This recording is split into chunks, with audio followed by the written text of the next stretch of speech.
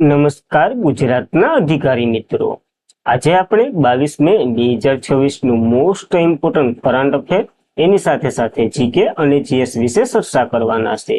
તો ખાસ કરીને ચેનલ ઉપર નવા હોય તો ચેનલને સબસ્ક્રાઇબ કરી લેવી, વિડીયો પસંદ આવે તો લાઈક કરવો અને તમારા મિત્રો સુધી અવશ્યથી આ ક્લાસ શેર કરી દેવો. તો ચલીએ આજના ઇમ્પોર્ટન્ટ ક્લાસને આપણે શરૂઆત કરી દઈએ. તો રાષ્ટ્રીય આતંકવાદ વિરુદ્ધ દિવસ દર વર્ષે આપણે કયા દિવસે મનાવીએ છીએ? તો 21 મે આ દિવસ મહત્વનો છે, કારણ કે રાજીવ ગાંધીની તે સમયે હત્યા થઈ હતી 21 મે ના રોજ. તો ભારતમાં દર વર્ષે 21 મે ના રોજ રાષ્ટ્રીય આતંકવાદ વિરુદ્ધ દિવસ ઉજવવામાં આવે છે. આ તારીખ દર વર્ષે નિશ્ચિત હોય કારણ કે તે ભૂતપૂર્વ વડાપ્રધાન રાજીવ ગાંધીની પુણ્યતિથિ હોય. અને 21 મે 1991 ના રોજ જે તમિલનાડુમાં ખબર છે આતંકવાદ હુમલો થયો હતો, એમાં જ રાજીવ ગાંધીનું અવસાન થયું હતું. 21 મે રાષ્ટ્રીય પ્રતિબંધનો દિવસ ગણી શકાય. આ વખતની થીમ આતંકવાદ વિરોધ કરો, શાંતિ, સંવાદિત અને રાષ્ટ્રીય એકતાને પ્રોત્સાહન આપવાનું છે. પીએમ રાજીવ ગાંધીની વાત કરી લઈએ. એ 1984 થી 1989 સુધી ભારતના 9મા વડાપ્રધાન તરીકે સેવા આપી હતી. 1991 તેને મરણો ઉપરાંત ભારત રત્ન મળ્યો હતો. તો ઇમ્પોર્ટન્ટ છે. 21 મે આપણે રાષ્ટ્રીય આતંકવાદ દિવસ તો મનાવ્યો, આતંકવાદ વિરોધનો દિવસ, એ સાથે જ આંતરરાષ્ટ્રીય સા દિવસ હોય છે. તો 2 મે મહિનાના દિવસો મેના કેલેન્ડરમાં આપણને એડ કરી લેવા. ત્યારબાદ ભારતે કયા રાજ્યની કલ્પસર પ્રોજેક્ટ છે એના માટે નેધરલેન્ડ સાથે કરાર પર હસ્તાક્ષર કર્યા છે? તો આપણને ખબર છે ગુજરાતની આ યોજના છે જે ખંભાતના અખાતમાં જે પાણી વહ્યું જાય મીઠું, એને રોકવાનું મુખ્યત્વનું કાર્ય છે. તો ભારત જળ શક્તિ મંત્રાલય અને નેધરલેન્ડના માળખાગત સુવિધા જે જળ વ્યવસ્થાપન મંત્રાલય છે ને, એને ગુજરાતનું કલ્પસર પ્રોજેક્ટ ટેકનિકલ સહયોગ માટે એક ઉદ્દેશ્ય પત્ર પર હસ્તાક્ષર કર્યા છે. કઈ ગયું હતું કોણ? તો કે પીએમ મોદી, આપણને ખબર છે 5 દેશોના પ્રવાસે છે, એમાં નેધરલેન્ડનો સમાવેશ થતો હતો. તો ત્યાં આ યોજના મૂકી અને નેધરલેન્ડને મદદ કરવાની હા પાડી. તો હવે બનશે કલ્પસર યોજના. જે પ્રોજેક્ટ ગુજરાતના ખંભાતમાં અખાતમાં જે મીઠું પાણી જળાશય વગેરે વયું જાય ને એને બંધ બાંધી રોકવા સંબંધિત છે. કલ્પસર પ્રોજેક્ટની વાત કરીએ તો એક પ્રસ્થાપિત બહુહેતુઈ જળ માળખાગત પ્રોજેક્ટ છે, એટલે કે બંધ બનાવવાની વાત કરેલી છે. આ ખંભાતના અખાતમાં બંધ બાંધી મીઠા પાણીના જળાશયને રોકવાનું કાર્ય છે. આ પ્રોજેક્ટ ભરતી વોટર વીજળી ઉત્પાદન કરશે, શું એટલે કે સિંચાઈની સુવિધા રહેશે, જેથી સૌરાષ્ટ્ર અને દક્ષિણ ગુજરાતમાં જે વચ્ચે પરિવહન અને જોડાણ પણ મજબૂત બનશે આનાથી. આનો ઉદ્દેશ્ય ખંભાતના અખાતમાં વહી જતી જે 7 નદીઓના મીઠા પાણીને સંગ્રહિત કરવું અને એનો મહત્તમ ઉપયોગ કરવાનું આનું મુખ્ય ઉદ્દેશ્ય છે. હવે આ સૌરાષ્ટ્રના 9 જિલ્લા, 42 તાલુકા અને લગભગ 10 લાખ હેક્ટર જમીન છે અને સિંચાઈ પૂરું પાડશે. આ પ્રોજેક્ટ દક્ષિણ ગુજરાત અને સૌરાષ્ટ્ર વચ્ચે મુસાફરી પણ અંતરાલ ઘટશે, કારણ કે હાલ જાય તો 240 કિલોમીટર છે એ ઘટી અને 60 કિલોમીટર જેવું બનવાનું છે. હવે નેધરલેન્ડે અગાઉ આવું એક પુલ બનાવ્યો છે, એટલે આપણે નેધરલેન્ડ સાથે કરાર કર્યા છે. આ એ છે નેધરલેન્ડનો પુલ, જેને અફલ પુલ ઇન ડિઝર્ટ એવું કંઈક નામ છે, યાદ રહી તો રાખજો, નકર આવો નેધરલેન્ડમાં આવેલો છે ને એ ખાસ યાદ રાખજો. નામનો પ્રખ્યાત બંધ બનાવ્યો હતો જે સમુદ્રના ખારા ભાગને મીઠા પાણીથી જળાશયથી ભળવાને રોકે છે. તો ખાસ આ મહત્વનો એક બંધીને બનાવ્યો, એટલે આપણે અનુભવી વ્યક્તિને ગોત્યો, એટલે આપણને મદદ કરવાનું છે. આ પ્રોજેક્ટની વાત કરીએ, ડોક્ટર અનિલ કારણેએ 1980માં આને રજૂ કર્યો હતો. 1999માં આને મંજૂરી મળી ગઈ હતી. મુખ્ય નદીઓની વાત કરીએ તો 4 નદીઓ મુખ્ય છે, જે નર્મદા, દક્ષિણ ગુજરાતની સૌથી મોટી, આમ તો ગુજરાતની સૌથી મોટી નદી આ જ છે, મહી, સાબર, ઢાઢર વગેરે. સૌરાષ્ટ્રની વિસ્તારની નદીઓની વાત કરીએ તો કાળુભા છે, કેરી છે, ભોગાવો છે સહિત અન્ય નાના મોટી નદીઓ છે. 7 મહત્વની નદીઓ છે, જે જો અહીંથી ઢાઢર આવે, અહીંથી મહી આવે, પછી અહીંથી લીમડી ભોગાવો આવે, અહીંથી સુખભાદર આવે, અહીંથી ઉતાવળી આવે, અહીંથી ઘેલો આવે, એ બધીને ભેરી કરીને આમ જ નાખવાનું છે, કાળુભા અને રંગોલી ને વગેરે. અને અહીંથી તો બહુ મોટી મોટી આવે છે, જેને આપણે અહીંથી આમ ડાયવર્ઝન કેનાલ કાઢવાની છે, અહીં એક બંધ બાંધી અને અહીંથી ડાયરેક્ટ પાણી અહીં નાખવાનું છે. આ ભરૂચમાં આવેલી કઈ નર્મદા જ હોય અને તાપીમાં અને વગેરે જોડાયેલું છે, એ બધીને ભેરું કરવાનું છે. આ મીઠું પાણી દરિયામાં જે ભળી જતું એને અટકાવવાનું છે. ભાવનગરનું ઘોઘા છે ને, ત્યાં એને સામે ભરૂચનું દહેજ છે, એ બંને વચ્ચે જો આ છે ને પીળા કલરનું, એ આકોર ભાવનગરનું કયું છે ઘોઘા અને આકોર ભરૂચનું કયું છે તો કે દહેજ, એ બંનેને જોડવાનું છે. હાસોદ વચ્ચે આવશે અને આશરે 30 થી 160 કિલોમીટર લાંબો બંધ અને પહોળો બાંધવામાં આવશે, જે મહત્વનો બંધ બનવાનો છે. નેધરલેન્ડ મદદ કરી રહ્યું છે આ યોજનાને અમલ કરવા માટે, એની વાત કરી લઈએ.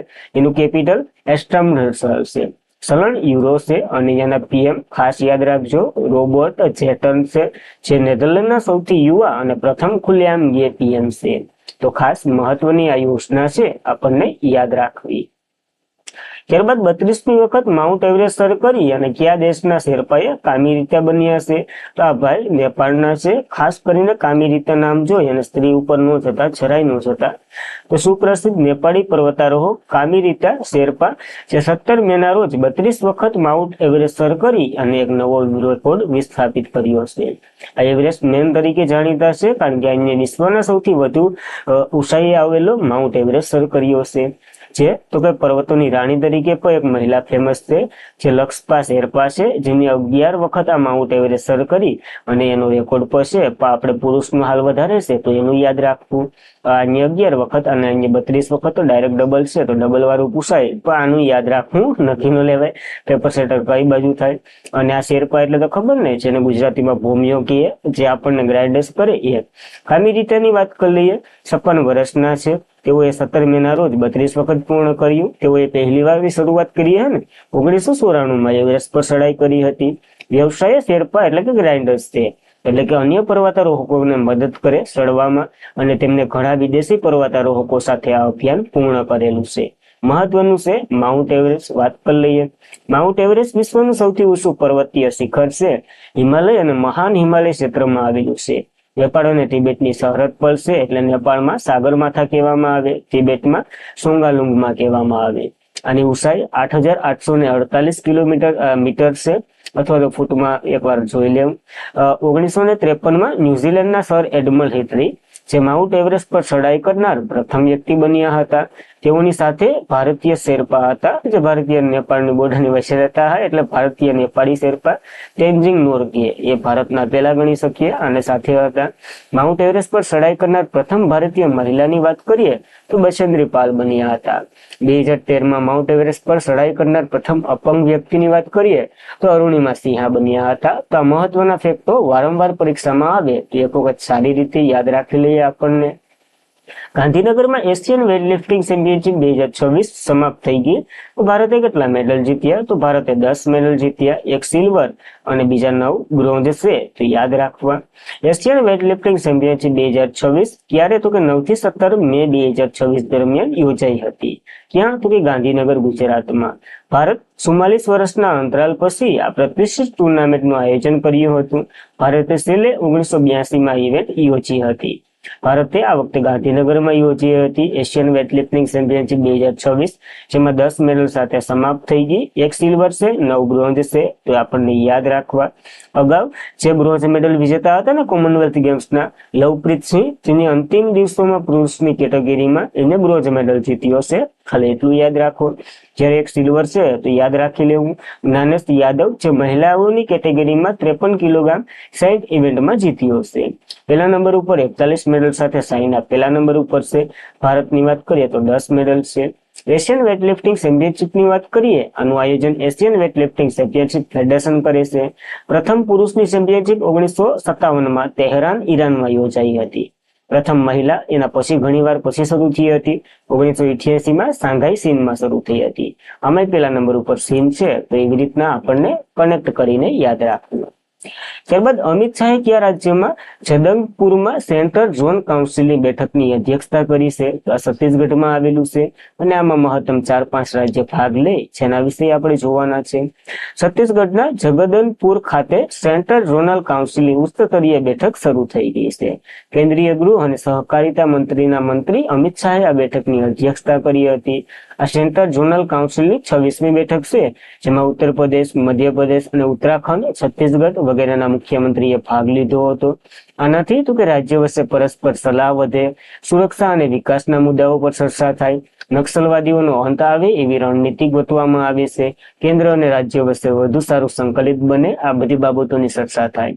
હવે આ સેન્ટ્રલ ઝોનલ કાઉન્સિલ એટલે શું? તો કે રાજ્યો વચ્ચે સહયોગ, સરળતા અને સમસ્યાઓનું નિરાકરણ લાવવા માટે રચાયેલી એક પદ્ધતિ છે, જે વિવિધ રાજ્યોના મુખ્યમંત્રી, કેન્દ્રીય સરકારના મંત્રીઓ મુલાકાત લે અને ચર્ચા કરે, એનું કાર્ય હોય છે. હાલ છત્તીસગઢમાં યોજાય, તો હાલની યાદ રાખવી આપણને. ત્યારબાદ ભારત ફોજે ભારતની પ્રથમ ખાનગી મરીન ગ્રેડ ટર્બાઇન યુનિટ માટે કયા રાજ્ય સાથે એમઓયુ પર હસ્તાક્ષર કર્યા છે? તો આંધ્રપ્રદેશના જે સીએમ છે ચંદ્રબાબુ નાયડુ એની સાથે હસ્તાક્ષર કર્યા છે. ભારતીય સંરક્ષણ ઉત્પાદન મહત્વાકાંક્ષી અને આંધ્રપ્રદેશના ઉભરતા એક્સપોર્ટિયમ મોટાને પ્રોત્સાહન આપવા માટે ભારત ફોર્જ લિમિટેડે વિશાખાપટ્ટનમ દેશની પ્રથમ ખાનગી ક્ષેત્રની મરીન ગેસ ટર્બાઇન આ સુવિધા સ્થાપિત કરવાનું છે. એના માટે અહીંયા આંધ્રપ્રદેશ સાથે કરાર કર્યા છે. આ ટર્બાઇન એટલે કે આ યોજનામાં તો કે નૌકાદળના મોટા પ્રમાણમાં જે યુદ્ધ જહાજો છે એ જહાજો પાવર આપવા માટે ગેસ ટર્બાઇન એન્જિનનો ઉપયોગ કરે છે એ અહીં બનાવશું. હાલમાં ભારત એન્જિનનો સમારકામ વગેરે વિદેશ પર આધારિત છે એ આપણે ઓછું કરવાના છે. ભારત ફોજ ભારતમાં એક એવી ફેક્ટરી બનાવશે જે ગેસ ટર્બાઇનના નવા ભાગોનું સમારકામ, પરીક્ષણ અને ઉત્પાદન બધી અહીંયા જ થાય. એટલે આપણે વિદેશ ઉપર નિર્ભરતા ઘટાડી શકીએ, કારણ કે આવા યુદ્ધનો માહોલ હોય તો કેમ જવું. વિશાખાપટ્ટનમમાં બનવા જઈ રહ્યું છે એના માટે આને પસંદ કર્યું છે. અને એને શા માટે પસંદ કર્યું? ત્યાં નૌકાદળનું મુખ્ય મથક અને પૂર્વીય નૌકાદળનું કમાન્ડ હશે. આનાથી નૌકાદળના જહાજો સમારકામ ઝડપથી બનશે, કારણ કે પોતાનું સમારકામ કરવું એ ખૂબ સરળ અને પોતાના જેવી ફિલિંગ આવે. એટલા માટે વિશાખાપટ્ટનમને પસંદ કર્યું છે, તો યાદ રાખવું. ત્યારબાદ પશ્ચિમ એશિયાનો સૌથી લાંબી નદીનું નામ જણાવો જે 2046 સુધીમાં સંપૂર્ણપણે સુકાઈ જશે એવી વાત કરેલી છે. તો આ ટાઈપનું કંઈક થવાનું છે. હાલ આવું છે, પછી આવું થવાનું છે. આ નદીનું નામ યુક્રેટિસ છે. જે યુક્રેટિસ નદી કિનારે એક સભ્યતા આખી વિકસી હતી. કઈ? તો કે મેસોપોટેમિયાની. તો નાસાના જે ગ્રાન્ડ સેટ્સ ઉપગ્રહ છે ને એનો ડેટા આપ્યો કે ટાઇગ્રીસ યુક્રેટિસ નદી એ બેસીન ઉપર ભારત પછી વિશ્વની બીજા ક્રમની સૌથી ઝડપથી મીઠા પાણીના ભંડારને ગુમાવી રહ્યું છે. આ યુક્રેટિસ નદી પશ્ચિમ એશિયાની સૌથી લાંબી નદી છે. જે તુર્કી, સિરિયા અને ઈરાકમાંથી વહે છે. પેલા તુર્કીમાં આવે, પછી સિરિયામાં આવે, પછી ઈરાકમાં આવે. હવે તુર્કીમાં ઘણા મોટા મોટા બંધો છે, એ પરિણામે નીચાવાળા અને સુધી પાણી ઓછું પૂગે છે. પાણી ખૂબ વાપરે છે તુર્કી, કારણ કે તુર્કી એ કસામુ મૂર્ત નદીઓનું સમૃદ્ધ ઉદ્ભવ છે.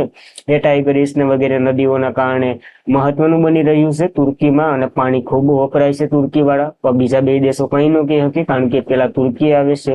એ સંધિઓ નથી આપણે જેમ. નદી બેબીલોન, ઉર, ઉફરફ, નિપ્રુ અને સહિત મેસોપોટેમિયાની સંસ્કૃતિને ટેકો આપે છે.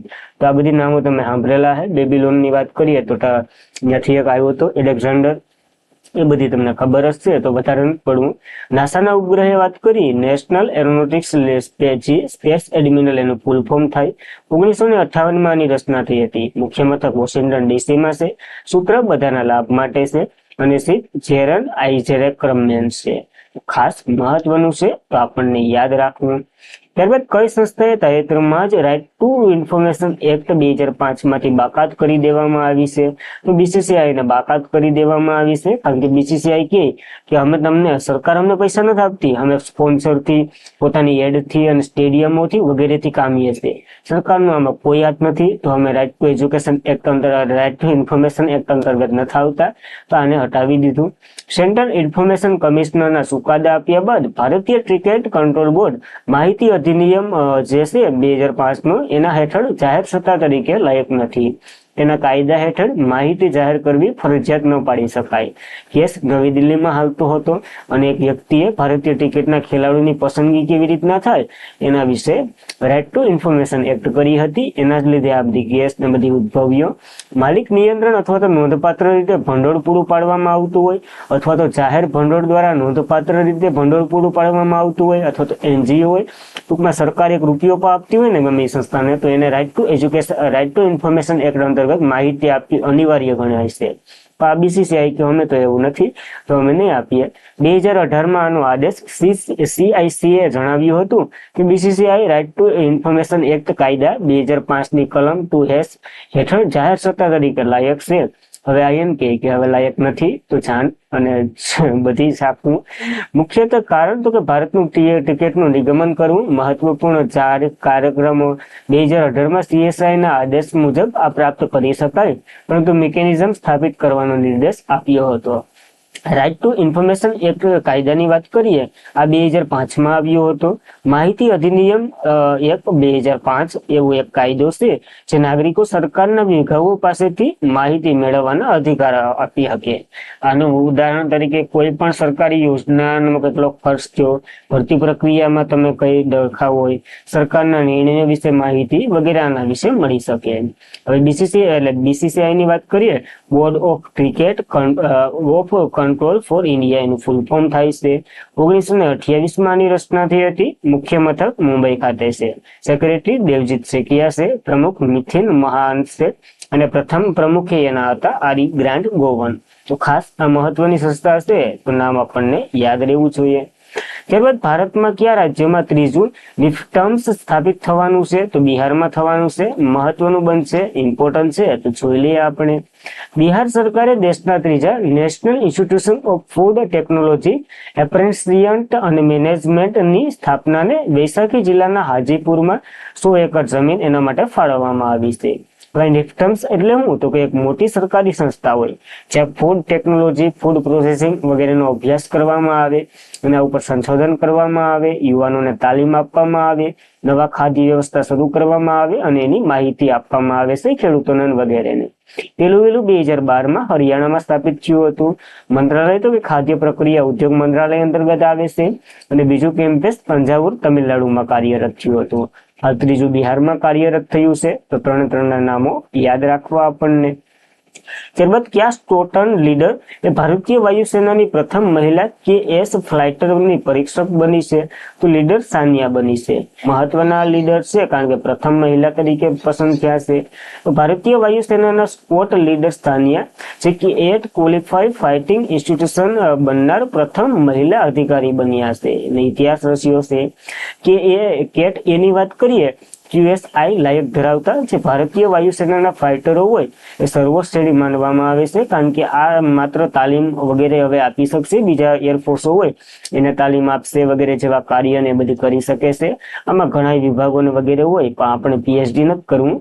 સાનિયા 2015માં જોડાયા હતા વાયુસેનામાં અને હાલ એને પસંદ કરવામાં આવ્યા છે. તો નામ અને વાયુસેના બે યાદ રાખો તોય ઘણું છે, ઇમ્પોર્ટન્ટ છે, એટલું જ કીધું છે. અને આજના માટે એટલું જ હતું. ખાસ કરીને મિત્રો વિડીયો પસંદ આવ્યો હોય તો લાઈક કરો, તમારા મિત્રોને શેર કરો, ચેનલ ઉપર નવા હોય તો અવશ્યથી સબસ્ક્રાઇબ કરો અને કરાવો. કાલનું રિવિઝન કરી લઈએ. વિશ્વ મધમાખી દિવસ દર વર્ષે કયા દિવસે ઉજવવામાં આવે છે? 20 મેના રોજ આ દિવસ ઉજવવામાં આવે. PM મોદી કયા દેશનો grand cross of the royal Norwegian award of the merit પ્રાપ્ત થયું છે? નોર્વે તરફથી મળ્યું છે. મહત્વનું છે. કઈ બેંકની વિઝા સાથે મળી અને ગિફ્ટ સિટીમાં NRI ગ્રાહકો માટે પ્રથમ USD મૂળભૂત ક્રેડિટ કાર્ડ લોન્ચ કર્યું છે? ICICI બેંકે લોન્ચ કર્યું છે. રાજસ્થાનનો પ્રથમ સેમિકન્ડક્ટર કચ્છનું ઉદ્ઘાટન ક્યાં કરવામાં આવ્યું છે? અલવર જિલ્લામાં કરવામાં આવ્યું છે. ત્યાં બધી શીપો બનવાની છે. પ્રધાનમંત્રી નોર્ડિક દેશોના પ્રધાનો સાથે ત્રીજા ભારતીય નોર્ડિક સમિટમાં ભાગ લેવા ક્યાં પહોંચ્યા છે? નોર્વે ખાતે પહોંચ્યા છે. મહત્વના છે. કયા રાજ્યના પલામુ માનવ હાથી સંઘર્ષોનો અભ્યાસ કરવા માટે દેશનું પ્રથમ કૃત્રિમ બુદ્ધિ કેન્દ્ર ટૂંક સમયમાં શરૂ થશે? તો ઝારખંડમાં આવેલું છે આ પલામુ નેશનલ પાર્ક. ભારતની પ્રથમ AI સંચાલિત ફિઝિક બેન્કિંગ શાખાનું ઉદ્ઘાટન ક્યાં કરવામાં આવ્યું છે? આસામના મુખ્યમંત્રીએ કર્યું છે. પ્રથમ છે તો યાદ રાખવું. 79મી વિશ્વ આરોગ્ય સભામાં ભાગ લેવા માટે ભારત તરફથી કોણ સ્વિટ્ઝરલેન્ડ પહોંચ્યું? આરોગ્ય મંત્રી JP નડ્ડા પહોંચ્યા છે. કોણે યુનિક આઈડેન્ટિફિકેશન ઓથોરિટી ઓફ ઇન્ડિયાના CEO તરીકેનો કાર્યભાર સંભાળ્યો છે? સૌરભ વિજયે આ કાર્યભાર સંભાળ્યો છે. ભારતીય નૌકાદળે કયા રાજ્યના અપર લેક ખાતે પ્રીમિયમ નેવલ સ્ટેન્ડ નોડનું ઉદ્ઘાટન કર્યું? મધ્યપ્રદેશમાં કર્યું છે. મહત્વનું છે.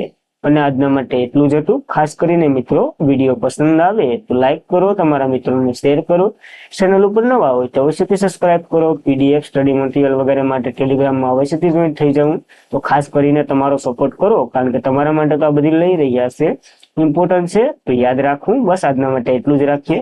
જય હિન્દ, જય ભારત, ધન્યવાદ.